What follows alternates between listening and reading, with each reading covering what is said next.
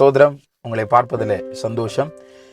இந்த உலகத்தில் பல நேரங்களில் நாம் பல காரியங்களை செய்யும் பொழுது புகழ்கிறவர்கள் இருப்பார்கள். ஐயோ, உங்களை மாதிரி வருமா, நீங்கள் இருக்கிறதுனால எங்களுக்கு எவ்வளோ சந்தோஷம் தெரியுமா, உங்களை நண்பனாக வச்சுருக்கிறதுல நான் கொடுத்து வச்சுருக்கணுங்க, நீங்கள் எங்கள் கூட இருக்கிறதில்ல, எங்கள் கம்பெனியில் வேலை பார்க்குறதில்ல, எங்கள் கஸ்டமராக இருக்கிறதில்ல, நாங்கள் கொடுத்து வச்சுருக்கணுங்க அப்படின்னு சொல்லி நம்மை பார்த்து புகழ்கிறவர் இருப்பார்கள்.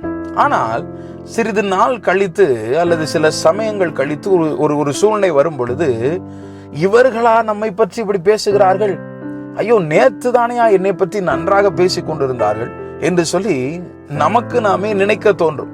இங்கே ஆதியாகமம் 31:1 நாம் பார்க்கிறோம், லாபானுடைய குமாரர் சொல்லுகிறார்கள் யாக்கோபை குறித்து, எங்க அப்பாட்ட இருந்து எல்லாத்தையும் முடிந்து போயிட்டான், அவன் எங்க அப்பாவை ஏமாத்திட்டான், எங்க அப்பாட்ட இருந்து எல்லாத்தையும் எங்க அப்பாவுக்கு சேர வேண்டிய சொத்தெல்லாம் முடிந்து போயிட்டான் என்று சொல்லி யாரு சொல்லுகிறார்?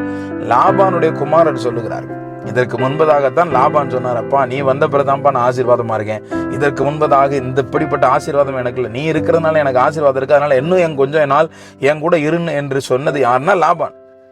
பாருங்க பிரியமான தேவனுடைய பிள்ளைகளே, உங்களை புகழ்கிற அதே வாய்தான் பின்பதாக இன்னொரு நாள் உங்களை இகழ்ந்து பேசும், உங்களை நிந்திக்கும், உங்களை அவமானப்படுத்தும். அதனால ஒருவர் உங்களை புகழும் பொழுது அப்படியே மேல வானத்துல பறந்துடாதீங்க, ஒன்றை மறந்து போகாதீங்க. ஒரு சூழ்நிலை வரும் பொழுது இதே நாவு என்னை பற்றி அசிங்கமாக பேசும் என்பதை நீங்க மனதில் வைத்துக் கொள்வீர்களானால் இந்த மனிதர்களின் புகழ்ச்சிக்கு நீங்கள் விழுந்து போக மாட்டீர்கள்.